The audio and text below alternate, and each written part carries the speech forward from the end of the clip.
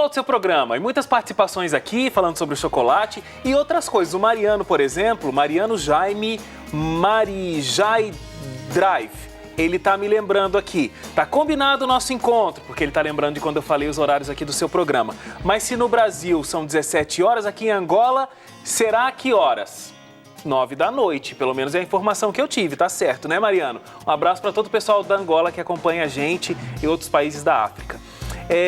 E aí tem várias participações dizendo, olha, o Natanael Monteiro é uma exceção aí, viu, Milene? Ele tá dizendo, não gosto de chocolate, e agora? Que bom para você, vai procurar os flavonoides nesses outros alimentos que a Milene explicou pra gente tão bem aqui.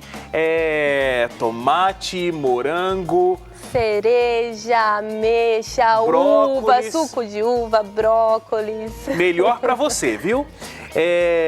Sheila Procópio Aguiar. Chocolatra sumida! Estou com medo de assistir. Terei que parar?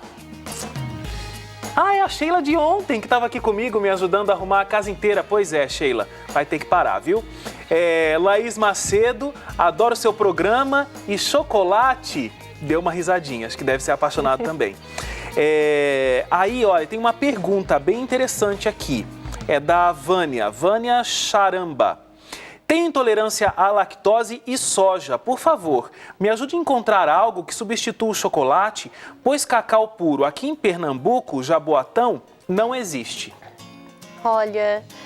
Aí ela realmente, para substituir o chocolate, precisa procurar uma loja especializada, uma casa de produtos naturais, porque realmente existem algumas opções, mas é bem específico. Então a gente tem alfarroba, que ele é justamente bem focado nesse público que não pode consumir esses alimentos. A gente tem aí, no caso, como ela está mencionando, né, o cacau puro, mas seria interessante ela procurar uma loja...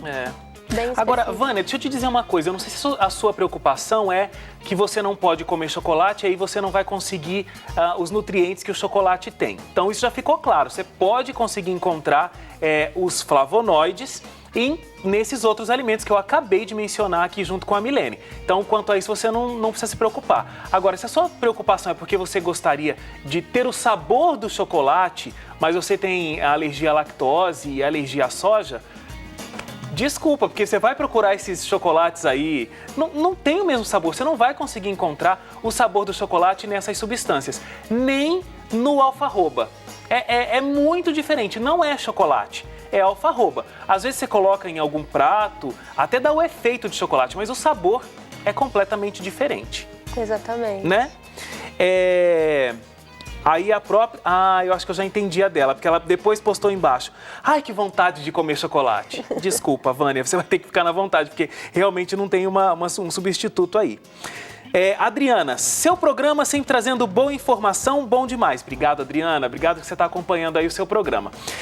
Milene, vamos lá, vamos falar sobre... Primeiro vamos falar sobre a questão do açúcar e das gorduras fazendo parte da nossa dieta. O quão prejudicial é isso dentro da minha rotina de alimentação? Bom, esses aí, na verdade, são os principais responsáveis, os principais vilões pelas doenças crônicas que a gente tem visto amplamente disseminada na nossa população, por exemplo, amplamente disseminada no nosso público infantil, que é obesidade, problemas como hipertensão, diabetes e uma gama de outros problemas cardiovasculares que estão incluídos aí, colesterol elevado, triglicéridos elevados. Então, a gente tem que tomar muito cuidado com os produtos que contêm altas concentrações de açúcar livre, que a gente fala, né, de gorduras, principalmente as gorduras saturadas, que realmente elas vão contribuir para o aumento aí dessas doenças crônicas. Então, seríssimo assunto. Essas doenças crônicas têm afetado a população mundial. Isso não é um problema brasileiro. E acabou de sair aí uma pesquisa que confirmou que a população brasileira, 51% dos brasileiros estão já com problemas de excesso de peso, tanto sobrepeso quanto obesidade, e é um problema que a gente tem que começar a abrir os olhos, tratar e começar a prevenir. Agora, minha outra pergunta, por que é que o chocolate é tão gostoso e por que é que a gente não consegue viver sem? A gente tem aquela história, ai, que vontade de comer um chocolate hoje. Não é um doce, é um chocolate. O que que causa isso? Ele tem alguma coisa que deixa a gente meio dependente? Na verdade, é um sistema de compensação, né? Quando você ingere, não é nem especificamente o chocolate, quando você ingere grandes quantidades de açúcar, aumenta o nível de serotonina no seu organismo. E isso te traz felicidade. Que é um hormônio que te dá prazer. Então, existem algumas alternativas que podem te ajudar, digamos assim, a suprir essa necessidade do seu organismo sem trazer os malefícios aí dos componentes que podem causar essas doenças crônicas.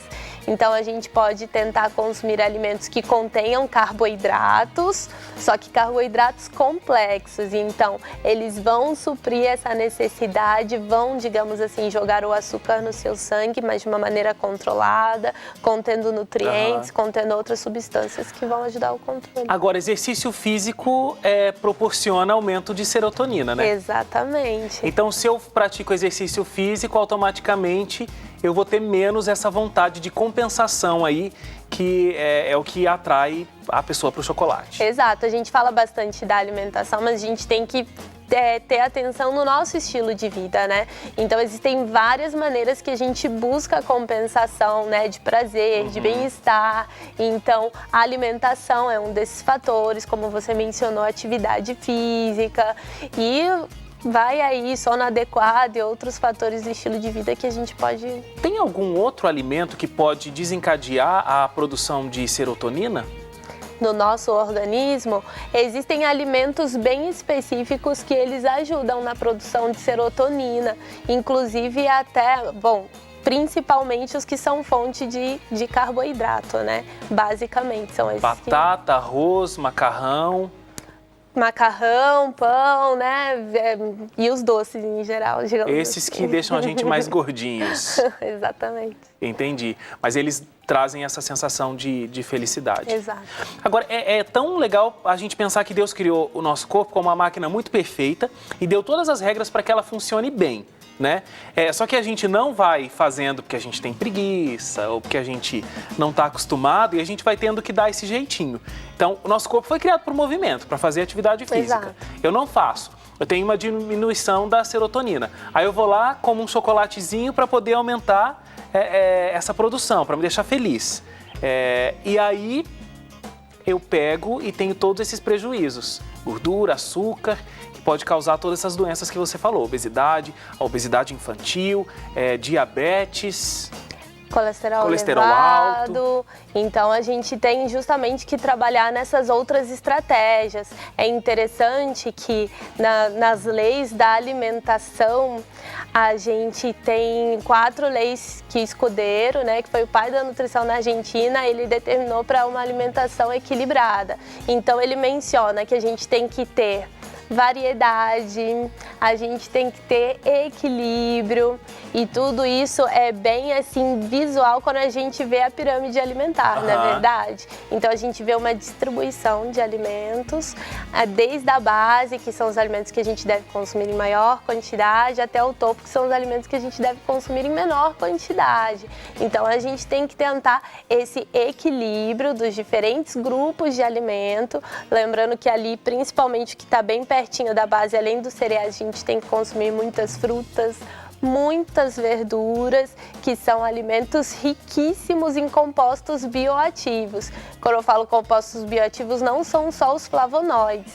A gente tem muitos outros compostos que ajudam... E é só na variedade da alimentação que eu vou conseguir ter todos esses compostos. Que vamos conseguir ter todos esses compostos, porque às vezes é muito fácil a gente focar só num tipo de alimento, só em um tipo de nutriente, sendo que a nossa alimentação não é monótona. A gente não vai consumir só aquele determinado alimento, a gente não precisa só daquele tipo de nutriente. Existe uma interação no nosso organismo e a gente precisa suprir toda essa demanda. Agora, antes da gente ir embora, porque o tempo está quase acabando, preciso falar do assunto TPM.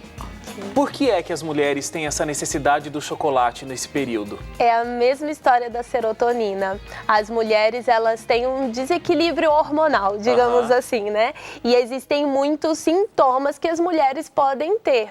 Então, algumas ficam irritadas, algumas sentem vontade de comer doces, algumas sentem dor de cabeça. Então, quando a serotonina ela está desequilibrada, que faz parte desse desequilíbrio hormonal da TPM, ela sente vontade de comer doce, que é aquele mecanismo de compensação que a gente já conversou. E ela pode simplesmente substituir por frutas, carboidratos mais complexos, que vão ajudar ela a ter essa satisfação, né, essa sensação de prazer, mas ao mesmo tempo não está consumindo açúcar e gordura. Entendi a razão, então. É muito parecida a esse processo da compensação. A mulher está mais frágil, mais... né? Então vamos comer o chocolate para dar uma alegria. Agora, o chocolate também tem cafeína, né? Exatamente. Chocolate preto, chocolate branco não tem.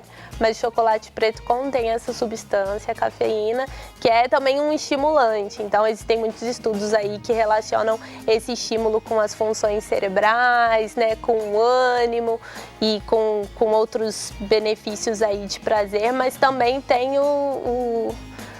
na mesma questão do vinho, né, e do açúcar também tem a outra parte que não compensa tanto. Olha só, a Vânia está dizendo o seguinte, a Vânia, que tem a alergia à lactose e tal, ela diz o seguinte: eu era chocolatra, foi um sufoco ficar sem. Já comi alfarroba, não gostei, mas fazer o quê? Obrigada, programa nota 10. Então a gente está concordando, né, Vânia? Esse negócio no chocolate é chocolate, já que a gente não pode comer, não vamos comer, porque esse negócio de substituição não dá muito certo. O pessoal da Angola dizendo para mim aqui que é isso mesmo, são 9 horas, lá agora são 15 para as 10. Abraço, viu? Você que está assistindo o programa ao vivo, obviamente. Qual o maior prejuízo causado pelo consumo diário de chocolate? Porque justamente tem o Fábio Araújo aqui, está dizendo, só como meio amargo e um quadradinho por dia, mas às vezes como uns 2. Quanto será esse às vezes, né? Quanto será que é esse às vezes? A gente às vezes tem dificuldade de estimar as quantidades e realmente o consumo diário, o hábito, porque nós podemos ter hábitos bons que ajudam a promover saúde, mas a gente também pode ter hábitos ruins. Então eu acho muito importante enfatizar de que o hábito deve ser frutas, legumes, verduras, leguminosas diariamente, isso não pode faltar. Se faltar, você vai ter carência de nutrientes, carência de vitaminas, de compostos bioativos, tudo que seu corpo precisa. Chocolate é indispensável? Não é indispensável. Tem alguma coisa que você não vai encontrar em lugar algum? Não tem. Não existe. Ele tem algumas substâncias que podem causar algumas doenças? Tem. Então, é muito importante a gente ter moderação nesse assunto, porque se é algo que todos os dias eu como um pouquinho a longo prazo, pode ser que hoje, daqui a uma semana, alguns meses, não tenha aí algum efeito, mas a longo prazo pode trazer, sim, algumas complicações para a saúde. E olha, a Novo Tempo tem todo um respeito pela área de saúde que você já deve ter percebido durante todos os nossos programas aqui que estão na grade, né? E você sabe que a mídia, ela vem pregando uma história muito complicada sobre saúde, que ela fala sobre equilíbrio. O que é equilíbrio? Você pode tudo, desde que muito pouco. Aí é aquela história, uma taça de vinho, 2 bombons por dia,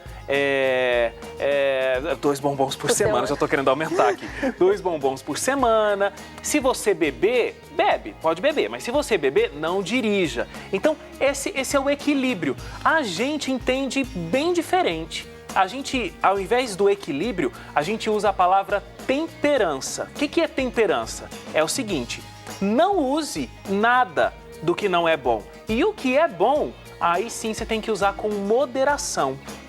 Então acho que está aí bem claro essa questão que a gente está tratando hoje sobre o chocolate. Você não precisa, para ter os flavonoides no seu organismo, comer chocolate. Exatamente. Concorda comigo, Milene? Concordamos. Então tá bom. Milene, muito obrigado pela sua participação, foi ótimo. Volte mais vezes, tá? Obrigada. A gente vai fazer uma paradinha rápida pro intervalo e na volta tem receita e saudável com morango. Morango tem flavonoide? Morango tem. Ah lá, pronto, ó. Morango tem flavonoide. Já vão aprender uma alternativa aí pro chocolate. Não sai daí, a gente volta já.